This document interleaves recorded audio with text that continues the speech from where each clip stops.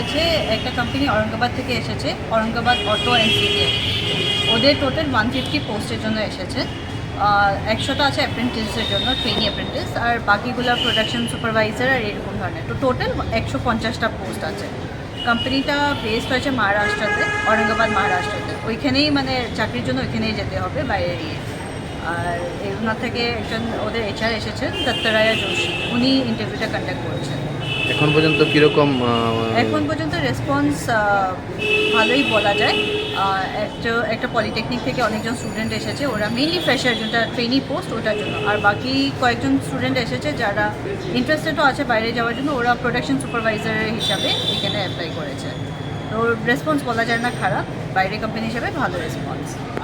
বিগত দিনে যে জব ফেয়ারগুলো অনুষ্ঠিত হয়েছে ওইখানে কীরকম সাড়া পেয়েছেন আপনারা?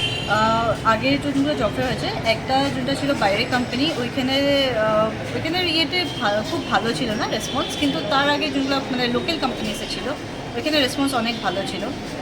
তার মধ্যে লাস্ট জনটা কোম্পানি এসেছিল, ওরা অলমোস্ট 27 জন লোককে সিলেক্ট করেছে, ফাইনাল সিলেকশন করেছে। আর তার আগের কোম্পানিগুলোতে এখন তো আমার নাম্বার মনে নেই, কিন্তু অনেকজনকে সিলেক্ট করা হয়েছিল। আপনার পরিচয়টা? আমি তনুরি চলিমান, এখানে অ্যাজ এ ইয়াং প্রফেশনাল কাজ করছি। আমার ন্যাশনাল ক্যারিয়ার সার্ভিস স্কিমের আন্ডারে কাজটা। Thank you.